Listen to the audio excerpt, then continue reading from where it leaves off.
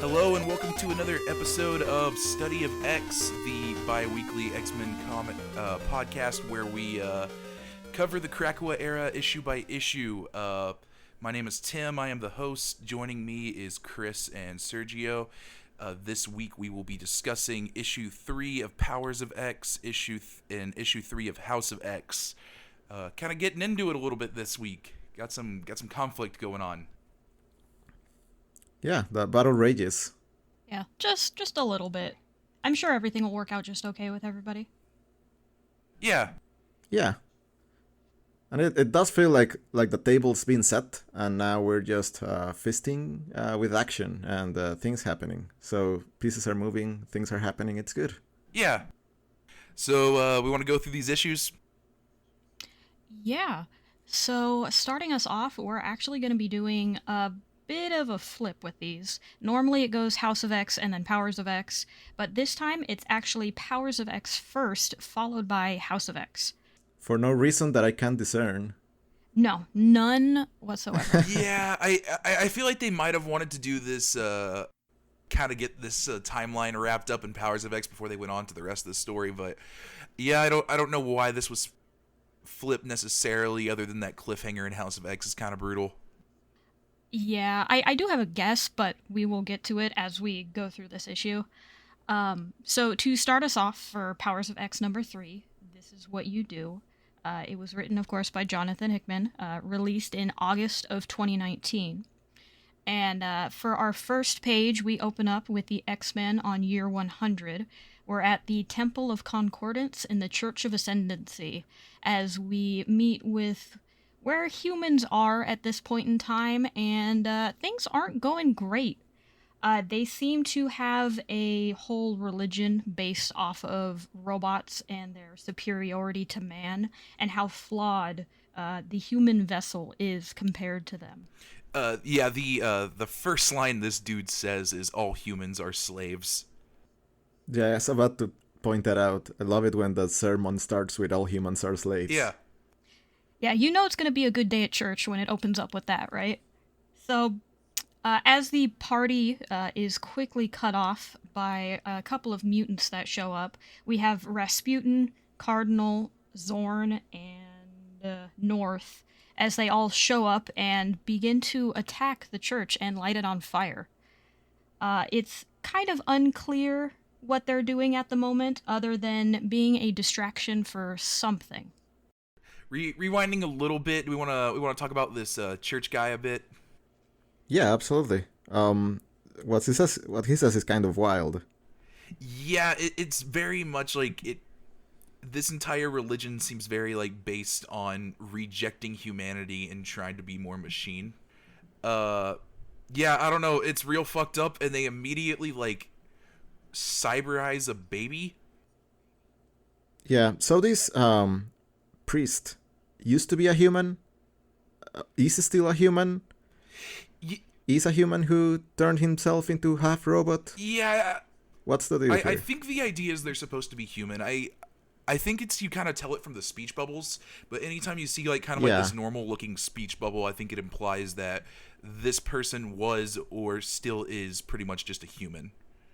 Where like like I think like, you know, like something like Nimrod's gonna have more of like a square thing, and then we have like the Omega Sentinel, who is also kind of speaking in like the human speech bubbles, and I think that's by intention.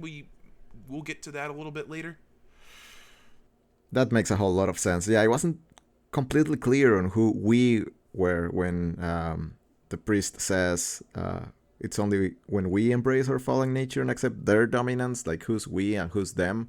But it does make sense if he's just a human with a cool robot arm. Yeah, it feels like the humanity in this world, while mutants have been hunted down pretty much just to extinction unless they're on like a home world, the remaining humans have taken this very like subservient approach.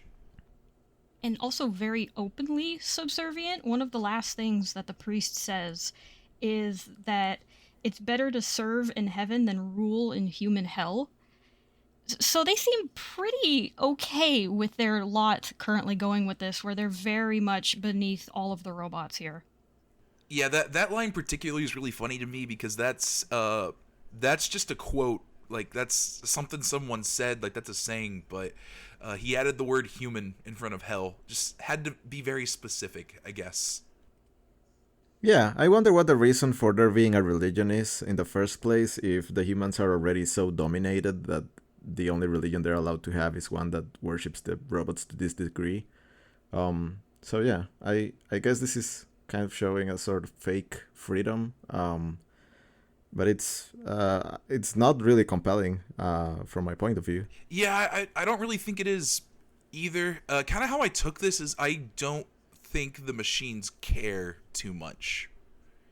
Like I feel like the humans are so beneath them, and I think we kind of see that a little bit further into the issue that like this isn't even on their radar. They don't really like, okay, you can worship us if you want. We're not going to really bother with you either way.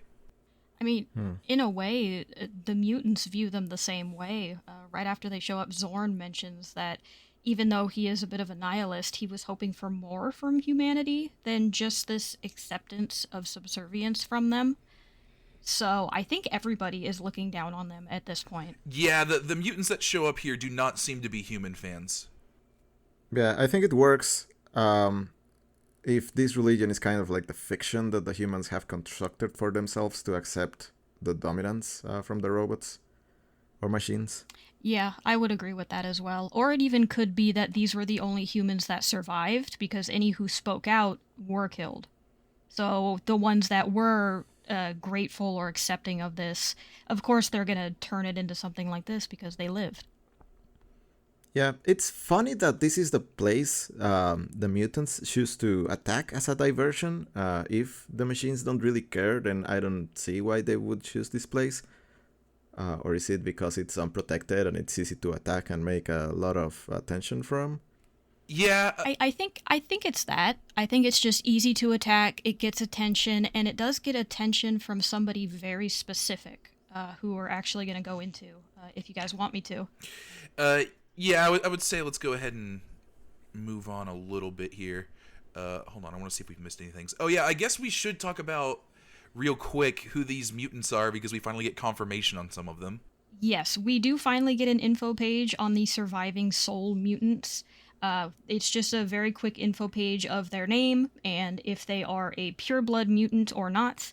On the first page, we get Apocalypse and his 4 horsemen, which we learn are Wolverine, Zorn, North, and Krakoa. Yeah, so it looks like this is the original Zorn. Wolverine was Wolverine, as we knew. North is a Chimera hybrid of, it looks like Polaris and Emma Frost. And then you have Krakoa, who's, we, again, already knew that. And these are the new 4 horsemen. Sure. Yes, and something also not actually said here, we're calling them the 4 horsemen, because that is typically an Apocalypse thing. Whenever he shows up, he always has 4 warriors with him that he bases on the horsemen of the Apocalypse, which I think in universe were actually based on him. So he created the idea of the horsemen of the Apocalypse. Yeah, I can respect the theming here. Mm-hmm. Yeah. Mm-hmm. He knows what he's doing. And then on the next page, we do get a few more of the mutants, the 2 of which, one is currently in a tube, which is Silabel, and then we get the name finally for Percival, which was the mutant killed all the way at the start. And then we learn a little bit more about Rasputin and Cardinal, and we learn that they are also all related to somebody called Mother Akaba. Yeah. Percival is Emmanuel Cortez. I don't know who this is. I looked this up. This seems like it's no one. I think they invented a character and then killed them off screen. So yeah, I guess let's talk about Nimrod. Yes, so we then cut to Karima and Nimrod, where Karima mentions that the Church of Ascendancy is on fire, but Nimrod very openly does not care. He, in fact, almost cracks a couple of jokes about it, and saying that maybe they should just let them burn because they haven't burned humans for so long.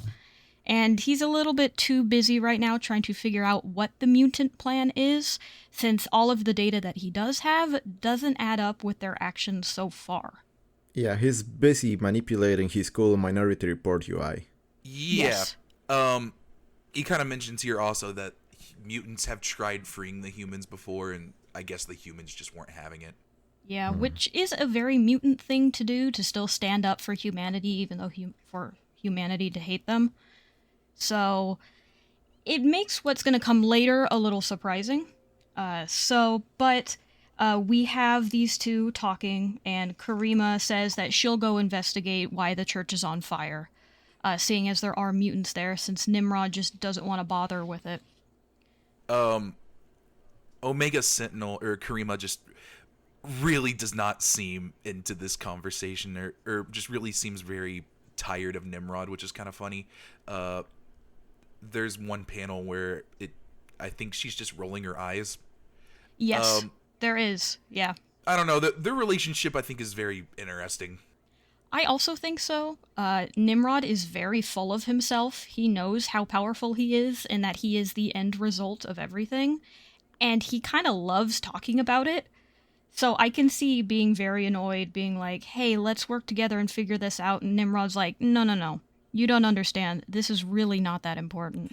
So what I'm gathering here, I know we've kind of speculated a little bit on like what their relationship actually is. I think what I'm gathering is Karima is like Nimrod's number 2, but a very well-respected number 2.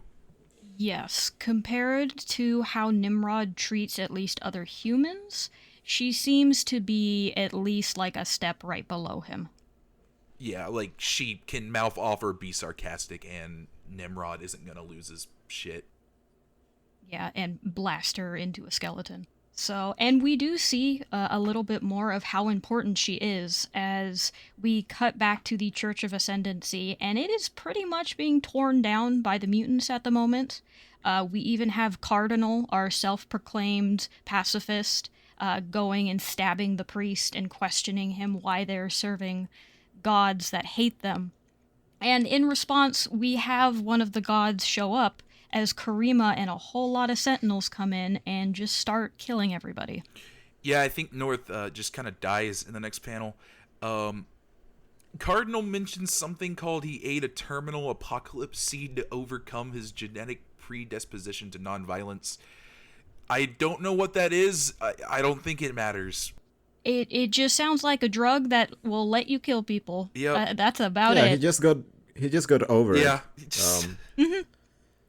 Yeah, and he seems... He probably should have gotten this seed before going on the original mission. Right? He might have helped save Cyclops. Yeah. I also think so. But I'm wondering if, like a terminal apocalypse seed, I'm wondering if it ends up killing him. Hence why they call it that. So it's sort of like a last-ditch effort kind of a thing. Oh, yeah. Yeah, we'll learn this is very much a suicide mission. So it does seem like he's maybe ingested it because he knows there's no coming back from it. Yeah, Karima just showing up here with a bunch of Sentinels. Things are not looking good. Yeah, and I think this shows why they specifically attacked the church, because Rasputin mentions that they brought everybody as expected. So I think they specifically attacked this because they knew Karima was going to show up and check it out. Do you think they were trying to get Nimrod here too? Or did they think Nimrod was going to not take the bait? I think they did want Nimrod to come in just because of a conversation we're going to have later. But I think they also knew it was a high possibility that Nimrod was not going to show up. Yeah, best case scenario he would show up, but they've definitely got some contingencies. Yeah. And we see finally why they attack the church, as they are a distraction for Apocalypse, Krakoa, and Wolverine to break into a kind of a data hub and steal the data that they are planning to take.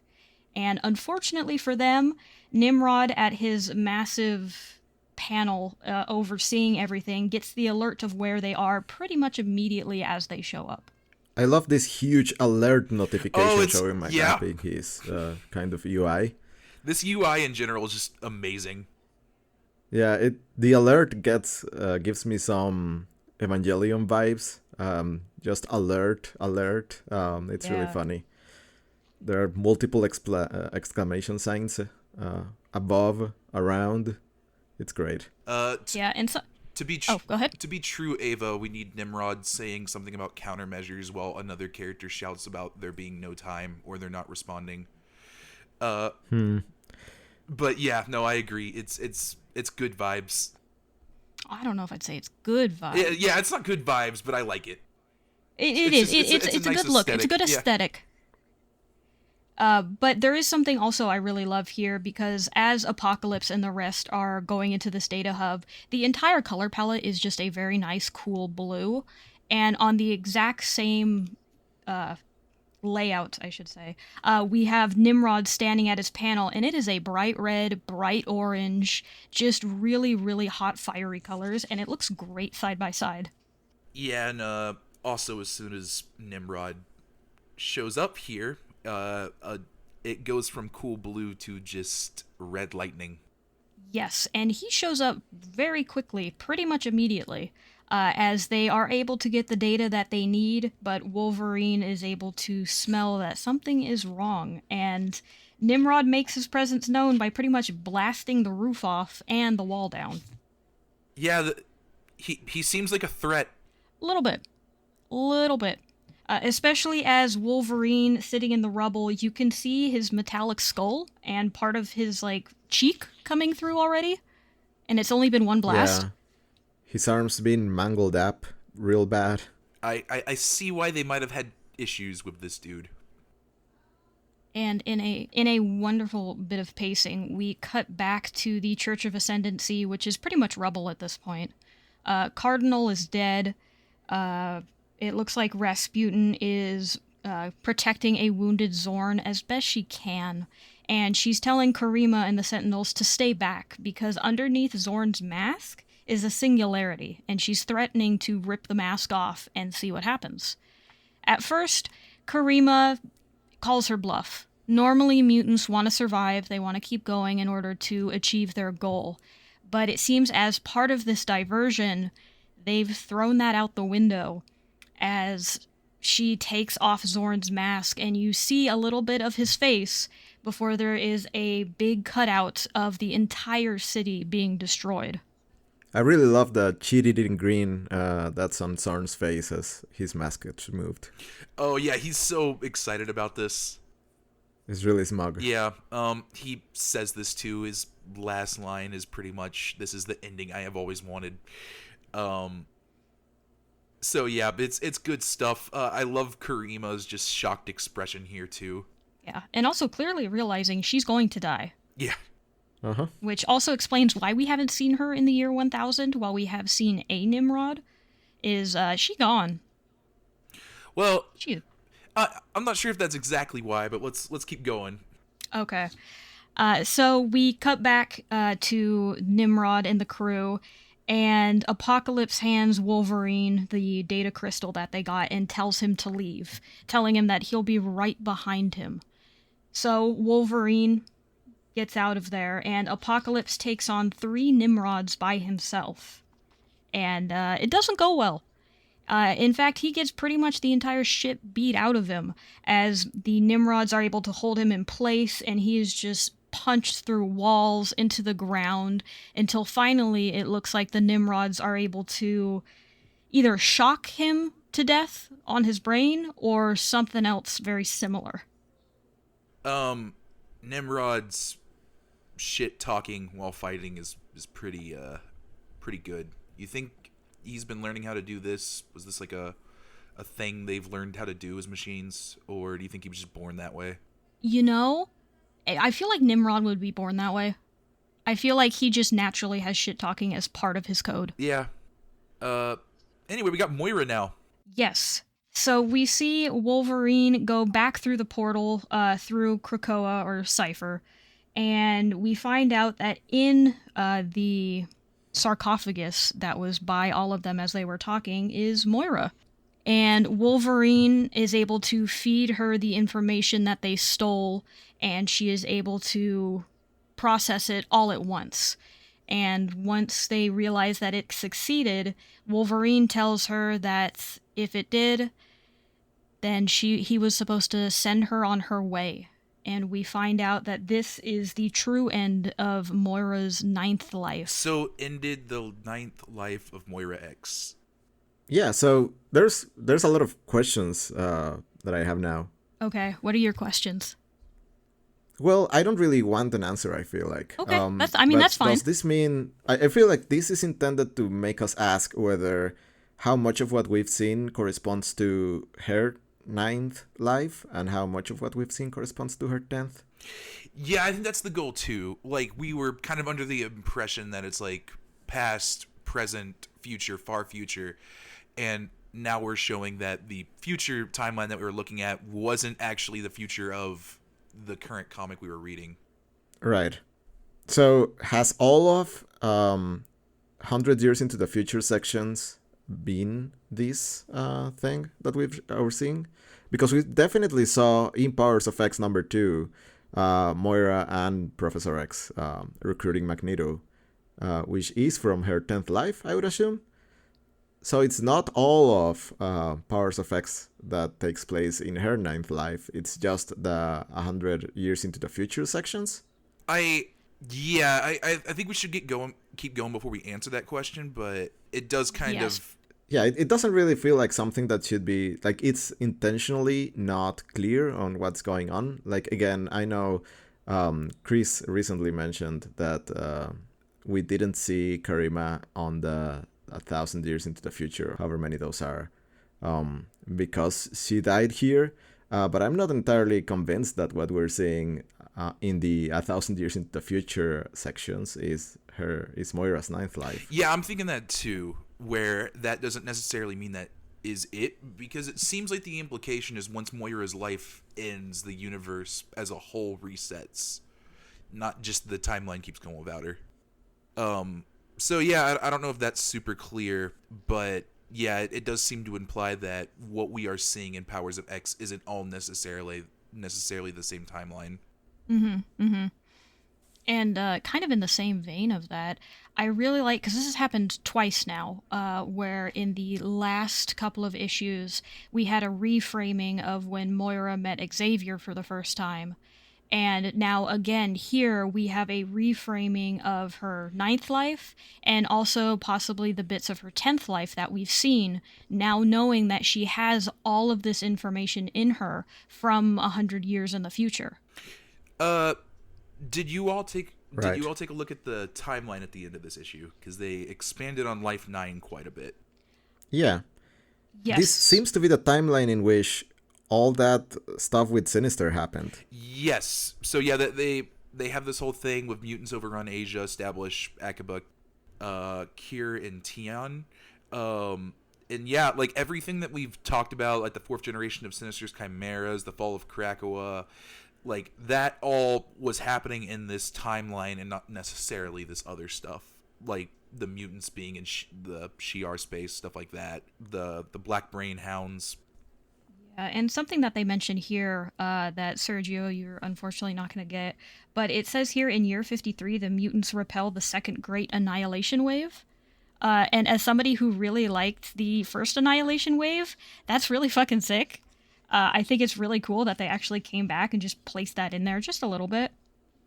They added on a little bit in Life 10 as well, where they added year 47. I think they put Xavier, Magneto, and Moira schism, so they all just kind of had a falling out. And also we get the genocide at Noza, or Genosia. I have no idea how to pronounce that country name, but Genosha, I think. Yeah, I've always said Genosha, but so that kind of dates when they had the falling out of before Genosha was founded, or well, before it became what it was, because I think that country always existed until it kind of turned into mutant country. Although I think that the year 47 and the year 49 there, I think that's on her 10th life. I don't think that's on her 9th. Yeah, that's kind of what I was saying. They added a little bit to Life 10. Yeah, and we're going to get to Genosha and all of that pretty soon. So, but that brings us to the end of Powers of X number 3.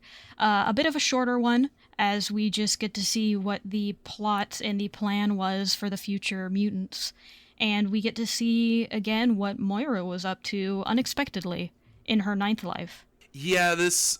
I feel like there's not too much to dig into here. It very much feels like this is the climax of this particular plot point. Yeah, I do enjoy very much the way in which all of the prep paid off so quickly and then was resolved, and it connected to all we know so far about Moira and the overall lore of the series. So I can appreciate a short... it's not so short, I guess.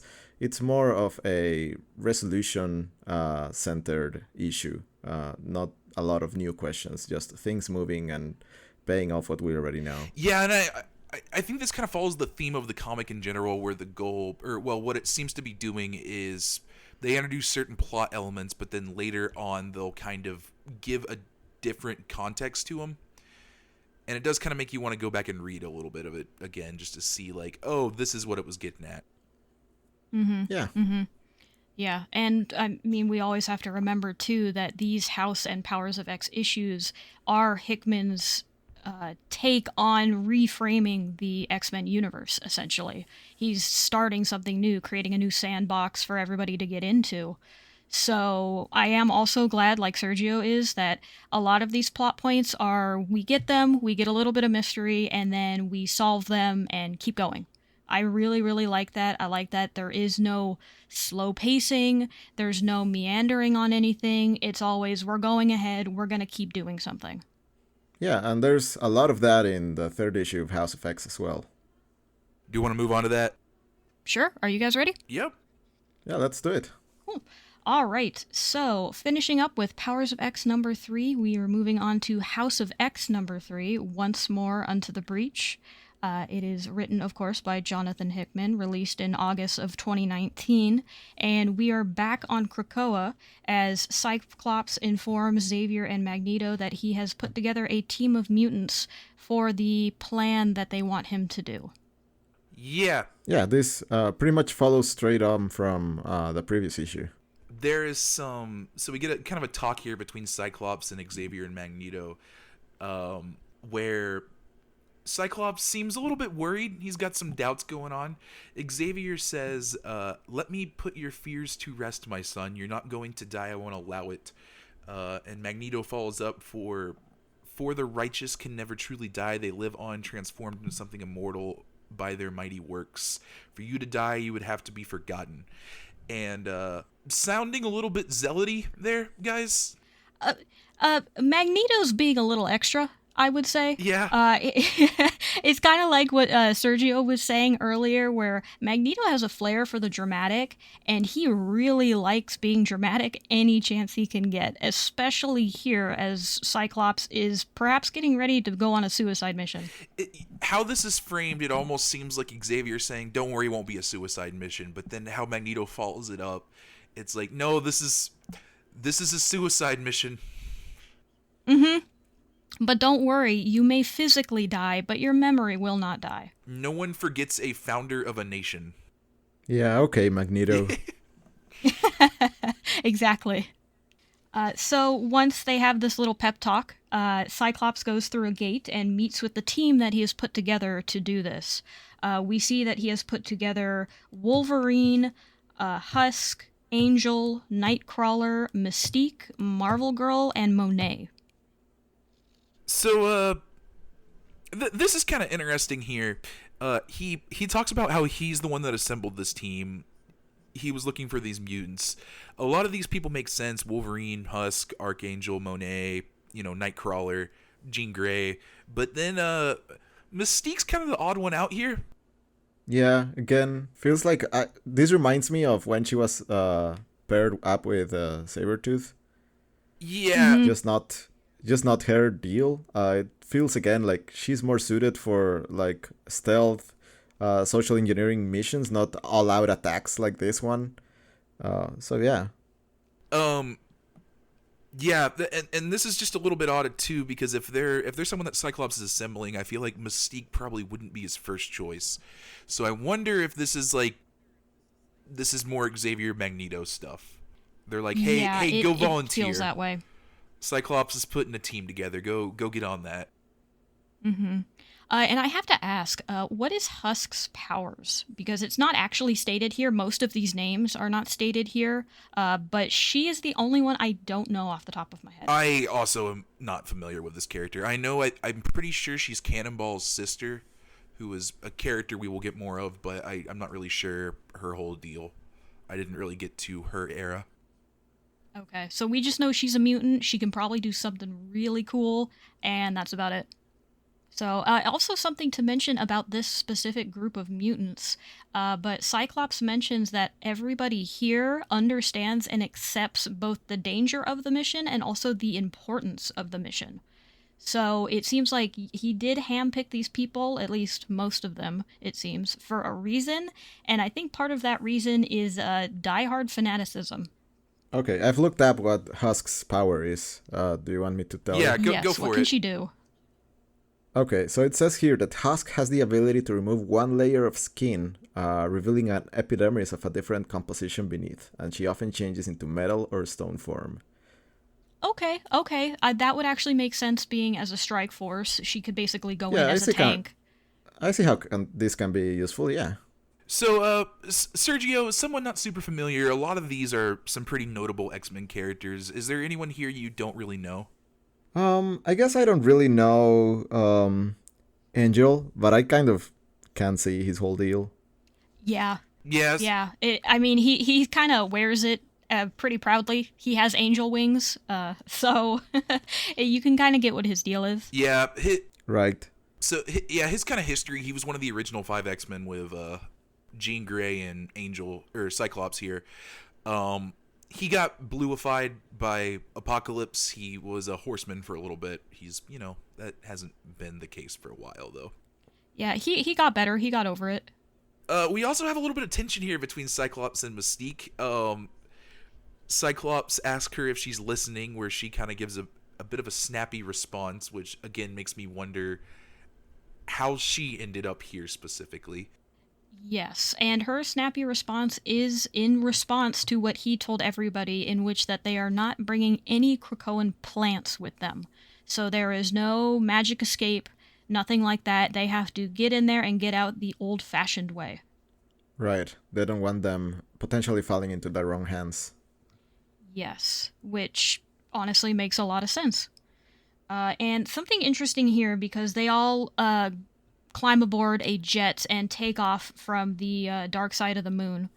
But Marvel Girl and Cyclops have a brief conversation about the human crew that they're going to be encountering. And Cyclops mentions that they're trying to get to as low as 0 casualties as possible, since there might be innocents on board, which Wolverine snaps back that anybody who is working there to try and kill the entire mutant race is probably not innocent. There is no probably here. He says innocent civilians don't build machines to exterminate a species, Slim.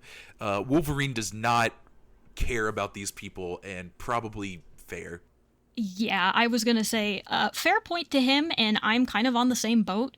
Anybody who has to join this very secret organization that is revolving around the sun to create robots to kill the mutant species, probably all villains.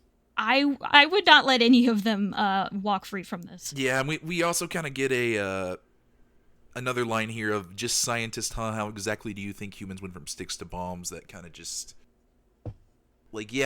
they're making weapons. Yeah, I wonder, and I don't think this gets really expanded upon, but I wonder if this facility has like a residential area where like spouses and children live, or if they have any kind of residential infrastructure, because I assume people in this facility can spend really long periods of time in it. But even so, I think this is still the right attitude to have, especially if you are so far into this conflict that you're leading an operation to bring the whole facility down, basically. Yeah, you really have to go in just expecting casualties are going to happen, I think. And yeah, I would assume there's probably some kind of infrastructure there to like build or like have families, because like capacity of 3,000 is that's pretty big. Like that's a small city. Yeah. Yeah, this is basically a space colony. Yeah. Mm-hmm. And we saw some of that in the previous issues of the living quarters and everything as Karima and Dr. Gregor were walking through them. So I could easily see possibly families being in here. I don't know if they would be here this early, since it looks like they're still setting up. Yeah, definitely early days. Yeah, but could easily be something in the future. Oh, go ahead. Yeah, I was gonna say let's want to talk about some machines, I guess, on our next data page. Yeah. We are back to machines, data, and lore once again, as we are explained a little bit from the Sentinel to Nimrod progression. Essentially, you start with a Sentinel, which is a very powerful mutant hunting robot. It doesn't replicate, it is not sentient, it is just there to kill mutants. It is basically a large gun. Yeah. And then from there, you go to a Master Mold, which can make more Sentinels, a Mother Mold, which can create more Master Mold facilities, but also upgrades them over time. And from there, you get the Omega Sentinel, and then finally you get Nimrod, which is the end game of the Sentinel program. Yeah, Omega Sentinel seems to be a little bit different too. It's a human infected with nano sentinel technology, which is, I think, a Mother Mold is capable of producing purely adaptable machines based on nano sentinel technology. So I think the Mother Mold kind of makes Omega Sentinels too, is what this is getting at? Yes, I think it is. I think it's implying that one of the kind of future research points it hits is, what if we put robots in a person? Yeah. Which is kind of fucked up, but that's also what Karima is. So it kind of explains a little bit more about her. Yeah, this feels like the technology tree in a kind of strategy game, which makes me feel it would be pretty sick to have a strategy game themed after this. Oh, yeah, it would. Ooh, yeah, that would actually be a lot of fun. Got to rush to get that Nimrod out. So, but following that, we also get the explanation of Moira X and her life here that we saw in the previous issue of Powers of X number 3. So I think that specifically is why they put Powers of X first this time around, is because they wanted to finish that up so you could get to this and understand why it is that currently in her 10th life, the mutants know about Nimrod, they know when he might come online, and it's all right here. Yeah, because the implication here does seem to be that this is how they got that data, was from Wolverine getting that in the 9th life timeline. But anyway, we go into Nimrod. Apparently Nimrod are, while emergent AI are unavoidable, an anti-mutant Nimrod is not. Nimrods seem bad. Yes. Even in the little bit of the 100-year future that we've seen, he is very strong, can replicate, is very powerful, and can seemingly have multiple bodies at once when we saw the 3 Nimrods fighting Apocalypse. So that seems a lot worse than a bunch of Sentinels trying to kill mutants. They also kind of mention a Nimrod is entirely dependent on certain technology thresholds. And so once that Mother Mold exists, a Nimrod is pretty much inevitable. So that's kind of why they want to shut this thing down as soon as possible. Mm-hmm. Which I also think is kind of interesting that Moira and Apocalypse, it mentions, are the ones that came to that conclusion. As we saw in some of Moira's earlier lives, she found out that Sentinels are always in inevitability. It is eventually going to happen whether she tries to stop it or not. So the fact that she was able to go from that in order to figure out when a Nimrod will happen, I think is very, very fascinating as an idea, and also makes me curious to see what she's going to do with that going forward. But instead of getting anything else with that, we return back to the good old US with its prison industrial complex, as they have created a secret superhuman supermax security prison called Project Achilles. I love this page. It feels like so out of left field after we just talked about these Nimrods for so long. Like all of a sudden we're just learning about this crazy supermax prison. Yeah, gotta fill out those pages. Yeah. It makes sense immediately after you're done with it, but yeah, it's wait, what? Did I miss something? But yeah, so it's some crazy prison that can hold 30 superpowered criminals, the worst of the worst, and that's about it. I really like how it says, once someone arrives at Achilles, they stay at Achilles until their shift is over. This is just how prison works. Yeah, like... Yes. Yes, it's nothing special. This is just, like, I feel like a 30-person prison probably is able to give more attention to inmates than, like, just a regular prison. I bet this is a better vibe than just being in, like, a general population thing. Actually, maybe not. Probably not. It is a prison in the U.S. Yes, and it's also a prison for pretty much supervillains. Yeah. Yeah, I'm gonna go ahead and say this is not in a scenario where you want special attention. Yeah, probably not. No. No, this almost seems like the not quite the Marvel version of Arkham Asylum, but something similar, where this is where you put all the bad and dangerous people. You probably don't want to work there because you're gonna die. This seems significantly worse than Arkham. I like this note here at the end. A pre-approved list of civilians, almost all immediate and extended families, allowed access to the inmates once a year, but to date, no one has ever requested such a visit. These people are so bad and dangerous that no one actually wants to visit them.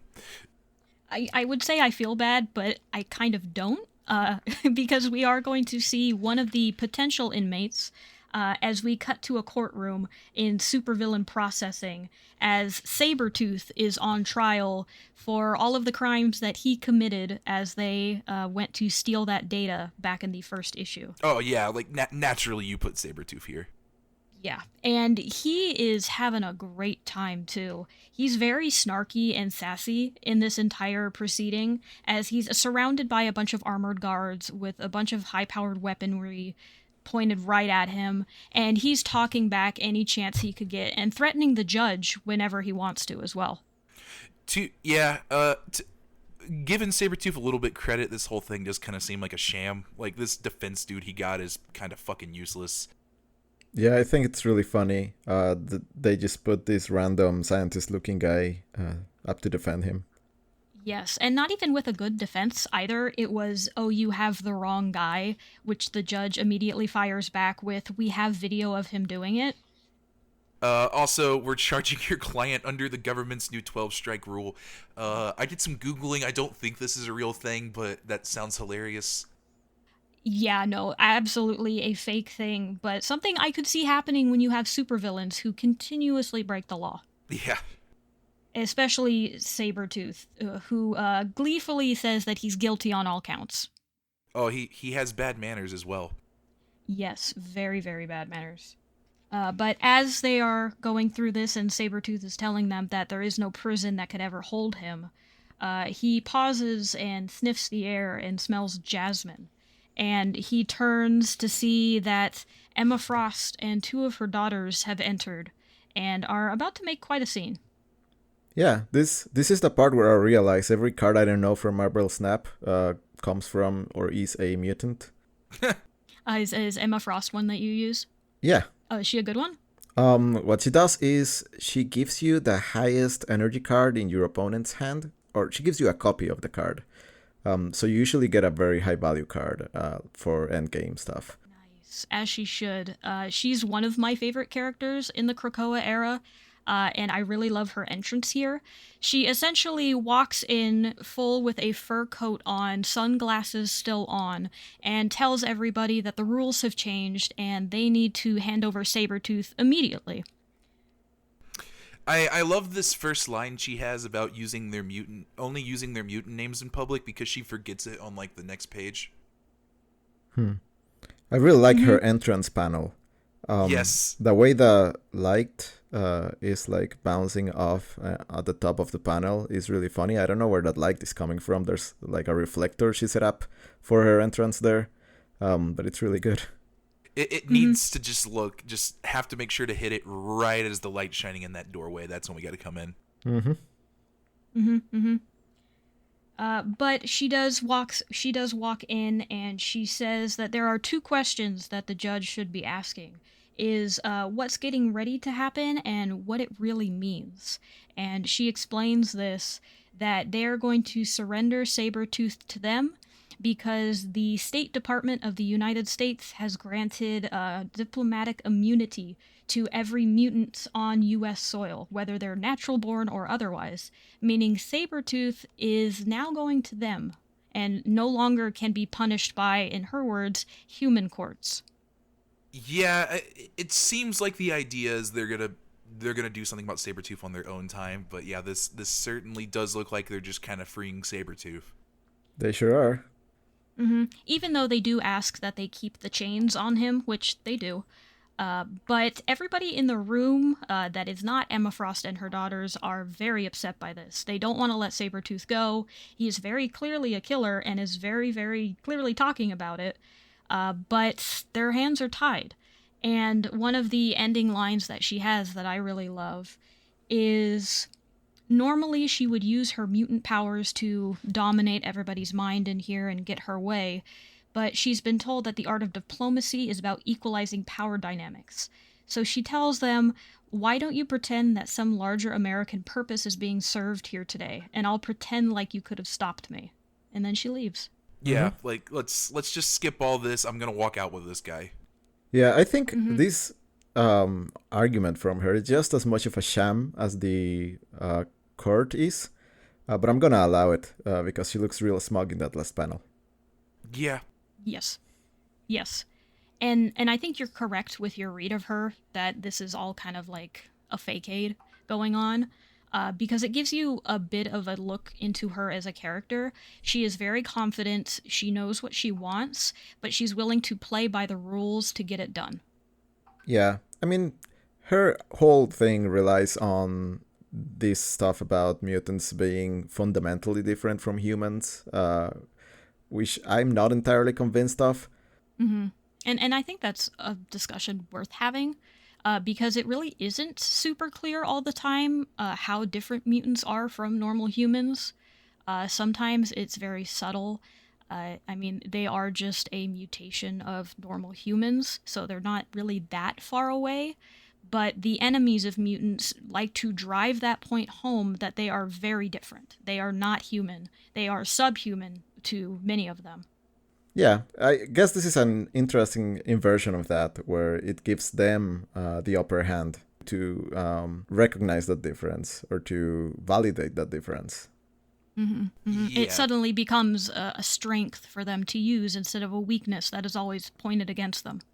Yeah, they've drove it to a really like illogical degree here, but it's real funny and it puts the humans on the ropes, so I guess it's good. Mm-hmm. So once we're done with that, we suddenly shift back to robots as we get an information page about the Omega Sentinel process. Basically, from the moment a human is infected to the point where they become a complete machine. This sounds terrifying, by the way. Step 6 specifically, I feel like implies that they don't know this happens initially. Yeah, looks like up until that point, people aren't really aware they have been infected or are being transformed.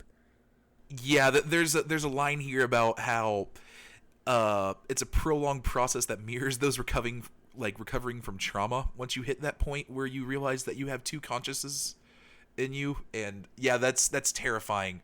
Like, you just have to accept that you are going to become a machine. Yes, and that your entire life leading up to that point is not what you thought it was. Because step 8 is total machine state, so, like, you as a human are not there anymore. Yeah, it makes me feel bad for Karima in a way, not knowing her backstory or anything else other than what we've seen of her so far, because I imagine that this was not fun. But it almost seems like she never really had a choice in the matter of her allegiance, seeing as even if before this she might have been pro-mutant, at some point when the two consciousnesses become one, she's a robot at that point. Here's what I'm wondering, and I feel like I would have to go back and read like earlier stuff with this character in it to be able to understand this. But from what I kind of gather by this, I kind of wonder if when Karima was with the X-Men and during that whole run, if she was around step 6 and is now around step 8, which would maybe explain the personality shift. Yeah, I'm wondering that as well. And it would also make those earlier issues a lot more interesting with that in mind. But yeah, I don't know. Yeah, it's interesting how concerned these latest issues seem to be with like taxonomies and showing us like Pokemon style evolution lines for Hmm. civilizations and kinds of machines and stuff like that. It's interesting, and it sets the tone to show how much you care about like this sort of categorizing. Is this usual in previous issues, as far as either of you know?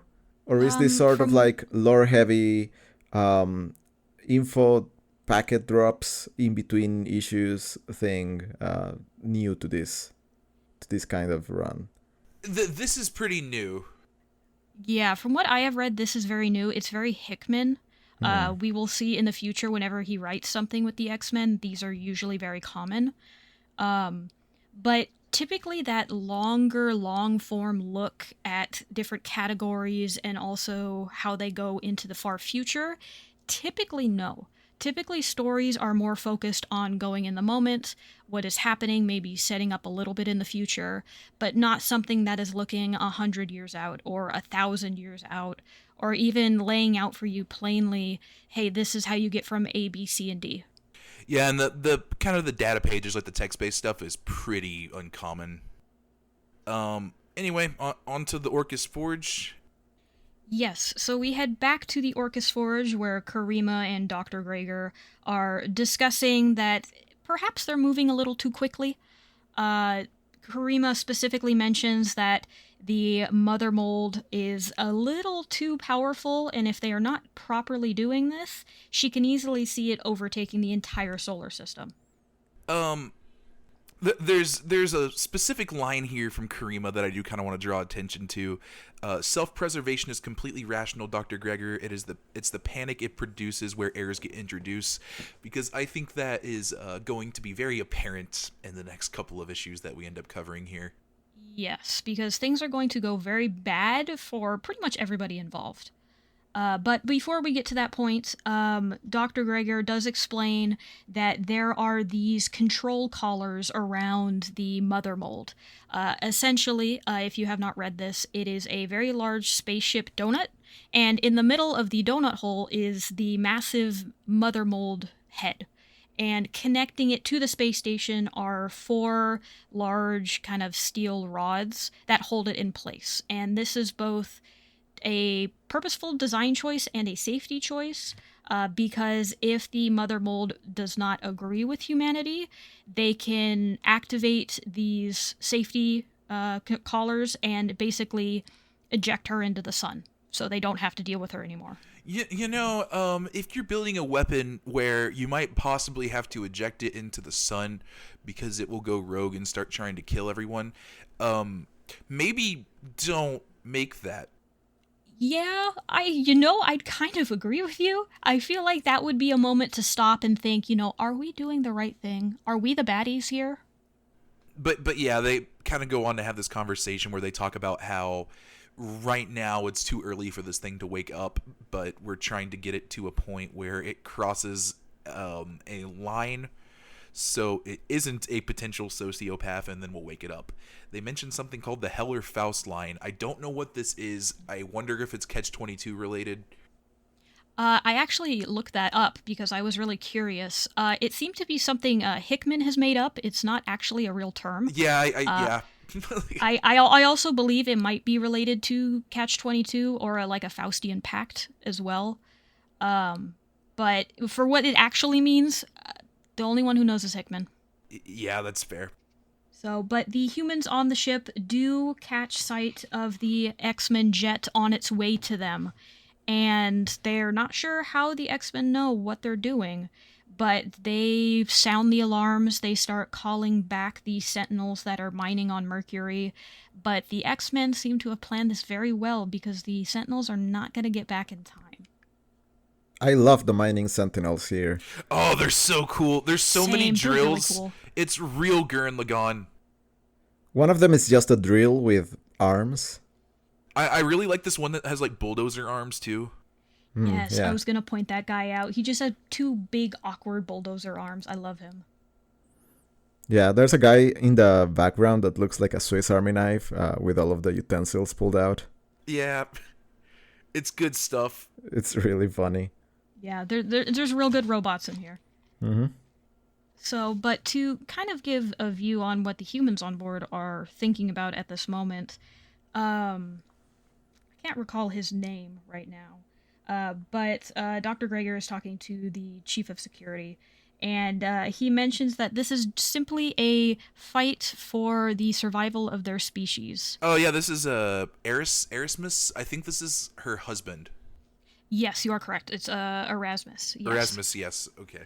But the jet is able to pull up, and they have Nightcrawler recon and make sure that the maps that they have are correct, and that all of the security collars are in the places that their map says they are. So he proceeds to use his mutant power and teleports throughout the entire station in a very, very neat kind of 4-panel spread where he is teleporting between the panels and in multiple spots at the same time. It's really fun. But by the time he gets to the final one, he catches up with Karima and Dr. Gregor. Maybe play some bombs while you're at it? Yeah, or something. He's already going there? Yeah, I feel like this probably could have been done much more efficiently. Yes, for sure. But Nightcrawler quickly heads out after questioning Karima's allegiance, which she responds that it wasn't her choice, but their choice, and he leaves. Dr. Gregor then informs Erasmus what happened, and in an interesting turn, there are points here when Karima corrects Dr. Gregor. She describes Nightcrawler simply as a teleporter, and she says that his name is Nightcrawler, and she kind of talks about how disappointed she is in Nightcrawler's current path. It almost seems to hint that I think she's still a little, she cares for them a little bit still. I took this to mean something else, actually. Really? Yes, so this is right after Dr. Gregor is describing the plan. We're going to hold them off into the dock. And she says that's disappointing. It's a very linear path for a very non-linear foe. I think the non-linear foe is the mutants, because she goes C, and then we get the panel of the ship. That's a good point. I always thought she was talking about Nightcrawler at that point, seeing as Nightcrawler can just teleport anywhere. But to explain what Tim is talking about, we see the X-Men ship dock on the side of the station, and they begin to make their own entrance into it by cutting into the ship at a different point and not the dock. Right, so she's disappointed that their response is not going to actually catch these people. Yeah. Happens to be right above Erasmus' head. Yeah, that's unfortunate for everyone about to be in this situation. Yes, especially Erasmus, and especially the mutants, because Erasmus essentially calls Dr. Gregor and starts to give a speech as he disassembles his gun and turns it into a bomb. Apparently the spot that they are trying to cut into is a central hub for the entire base, meaning if they can get in there, they can get anywhere. And he realizes this and makes the irrational decision, in his own words, and blows himself up. And on the next page, we also see the catastrophic explosion of the mutants' ship as it is completely torn to pieces. Yeah. This is interesting because I feel like this actually kind of mirrors Powers of X a little bit with the irrational decision, where they bait out the machine specifically by trying to do something incredibly irrational. Erasmus realizes that what they're doing isn't going to work, so he just does something ridiculous and just blows himself up. Mm-hmm. And seeing as this is the final page of the issue, we don't know if it works or not. All we get is a full page of the massive explosion tearing apart the mutant ship, with everybody still on board as far as we know. Yeah, we get the quote again from Magneto at the end of this issue, which is a little bit ominous. Yes, and it honestly, as dramatic as he is being throughout this whole thing, I love these quotes from Magneto. They're really good, just even taken on their own. Yeah, I can imagine him sitting down, thinking them up, writing them out in a little notebook. Yeah, he's like, oh Yes. yeah, that one's good. We got to make sure Yeah. to say that in conversation. Anyway, this issue naturally ends with a data page about the Krakoan alphabet. Yes, and we get actually the full alphabet. So if you ever wanted to write your name in Krakoan, you can now do that, as we get the entire thing right here. I'm extremely disappointed at how simple this Oh yeah, kind it's of pretty. alphabet to Krakoan conversion is. We're trying to build a new culture completely apart from humanity. Also, our language is based off the traditional Western alphabet. Yeah, Yeah. like it's just it's the same language except like just with a couple changes. Like Yeah, I there's feel a like this couple. really betrays the impact of like Krakoa making its own language and it being imprinted into the mutants' minds and stuff like that when it turns out to be a simple letter substitution cipher. Yeah. Yeah. They talk a little bit. I feel like the relevant thing here is that what Krakoa is actually speaking is not this language. It's something else, and the only person that can understand that is Doug. Yeah. But yeah, I don't. Yeah, I don't really care about the actual Krakoan language they invented. It seems a little bit half-assed, I guess. But Wasn't it said in House of X1 that only mutants could understand this new language? yeah, Yes. like this seems pretty easy to learn, like, especially if it's only written out. Yeah. I could have done Yes. without this page. Yeah. Yeah, I know why they did it, because it makes it fun. In the current edition that I'm reading, which is a collection of all of House and Powers of X, they don't have the credits page where they credit the artist and the writer and everybody. But in the issues that do have those pages, it typically has part of the issue's title written in Krakoan, or at least a little bit of it. So that's always really fun. But I kind of agree, it kind of takes away the mystery of it here, just saying that it's the normal alphabet, the English alphabet here. but with Yeah, different symbols. I don't know if they needed to translate it. Yeah, what this reminds me of actually is Gallifreyan, which is a language that shows up in Doctor Who. And it's actually very creative. I think it's not an official Gallifreyan, like published by the BBC, but it was fan made. But it's got a really cool construction. Like it's not particularly hard to like write your name in Gallifreyan, but it's like a circular. It has kind of a circular motif, and you end up with these very cool designs with like curves and circles in concentric circles design, and it's not immediately obvious that it's saying anything. They could have done something like this here. So there are multiple ways to construct a language, written language, that is not just a simple letter substitution cipher. You should see what Gallifreyan looks like. You should look it up because it's real cool. And I feel like, if you want to make something cool for the fans where they can translate like bits of lore that show up in the issue written out in Krakoan, you could have made a little bit more of an effort to make me believe that this is something that only Krakoa could have come up with, or only mutants could be imprinted with knowledge of this new language. Yeah, because right now it feels a little bit weird to be like, yeah, only mutants could understand this, and then you get a data page where it's like, oh, here's all the letters. It's not that hard, actually. Yeah, I almost take it when Magneto originally said that. I almost took it as, well, mutants are the only one to speak it currently. I don't think they always meant it to be mutants can only ever be the ones that speak it. I think it's supposed to be, oh, this is our language, but then humans can steal it, essentially. Well, I think the other issue that you run into is that it's not even a spoken language, it's just a written language. Yes. I will say there is an instance later that we will eventually run into where it is spoken, that I really, really like, but it is very, very rare. I think it only happens a couple of times, and I do wish that it was a little bit more implemented than it is. Yeah, I've pasted some examples of Gallifreyan in the chat for you to see. Yeah, I can see these. And yeah, that is a lot of fun because if it didn't have the explanations of what it was saying, it just looks like some fun circles and concentric circles going on. Oh yeah, this is kind of cool actually. Yeah, I'll include Yeah, some of these pictures in the description of the episode for y'all to see. yeah, that's Yeah. definitely way more elaborate than Krakoan. Oh yeah, that is very cool. I really like that. But wrapping up this issue, did you guys have anything else you wanted to comment on or discuss about the possible fate of the mutants as their ship has been exploded?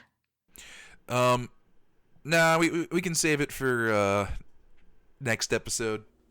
Yeah, I mean, I think it's fairly obvious the X-Men are at least okay for now. They still got a mission to accomplish. They didn't build up this team, and Yeah, to just have immediately die in a ship explosion. Yeah. yeah, I'm sure they're going to be somewhat fine at the very least. At least enough to give them a fighting chance to shut down the mother mold here.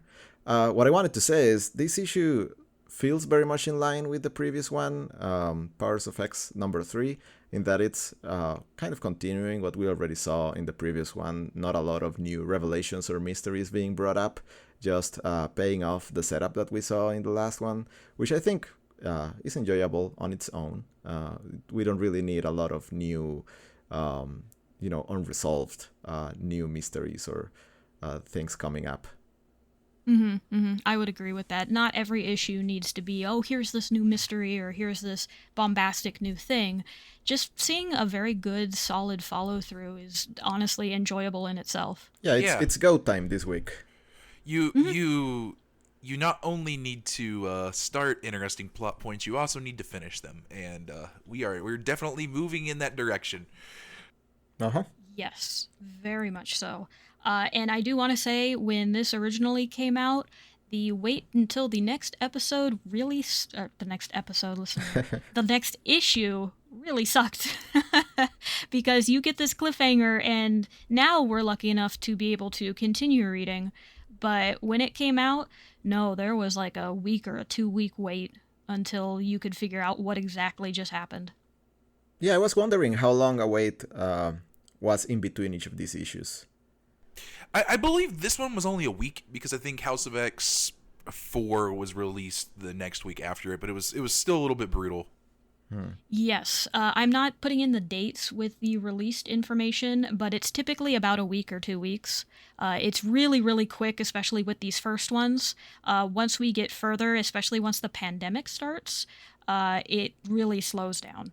Were House and Powers coming out concurrently, like on the same day? No. No. So no, but they were close. Yeah, so it was like a weekly thing, but like every week, it would be like House of X would come out one week, and then the next week Powers of X would come out. I see. Okay. Yeah, so if you wanted to see what happened in House of X, you had to wait 2 weeks, but you'd have Powers of X in the middle of it.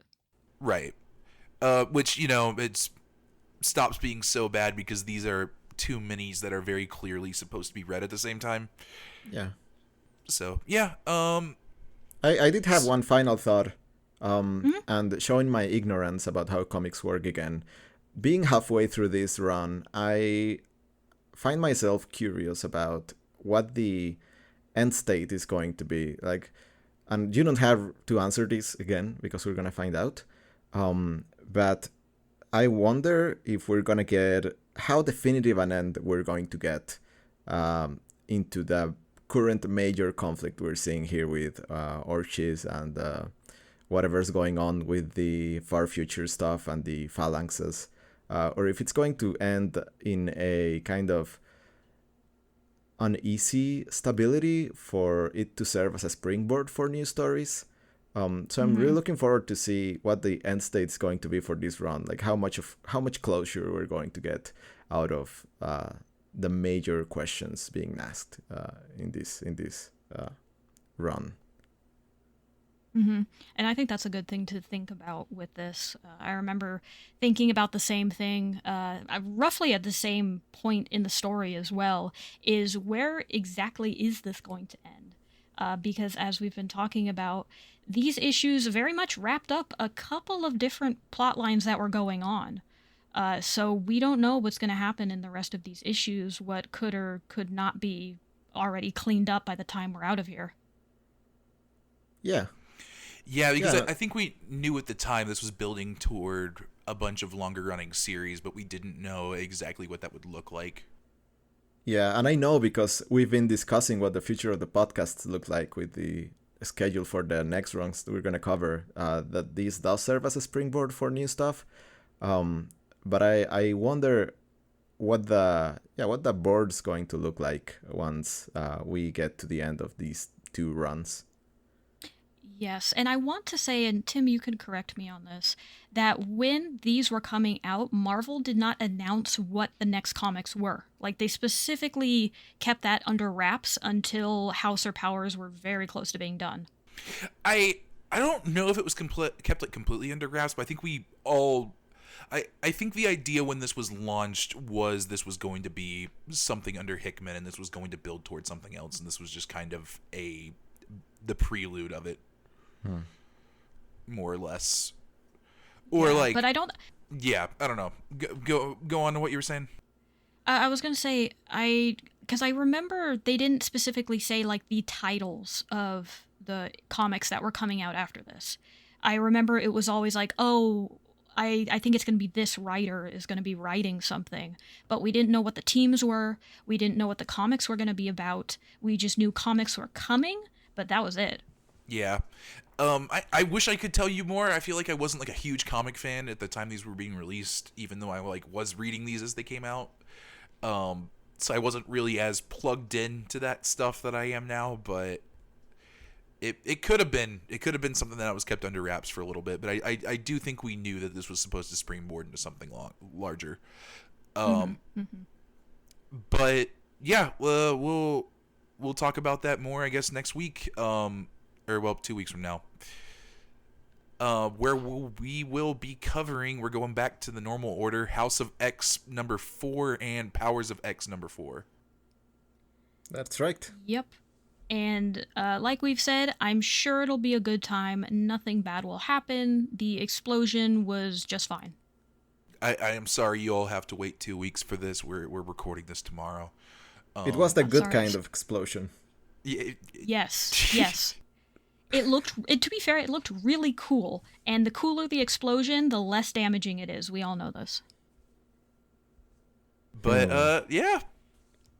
Later, mutants. All right. Bye. We have... we gotta do stuff. Yeah, we have got podcasting stuff to do. Yeah, we have an email you can send questions to. Yes. If you have any questions, comments, you want your burning questions answered, you can send emails to studyofx@gmail.com, and we'll look through them, and we might answer a few on the podcast. Yeah, we'll figure out where to put that section. Yes. And if you are looking for any of us on social media, you can find me at Sonics at SAWNEKANEEKS at twitter.com. Sergio, where can I find you? People can find me at Fireblend on Twitter or co-host. Don't find me. No, please don't find Tim. We're not sure if he passed the Heller Faust level yet, so we're not sure. If you see him, please let us know. Mm-hmm. Cool. And I think that's it. So, later, mutants. All right, bye.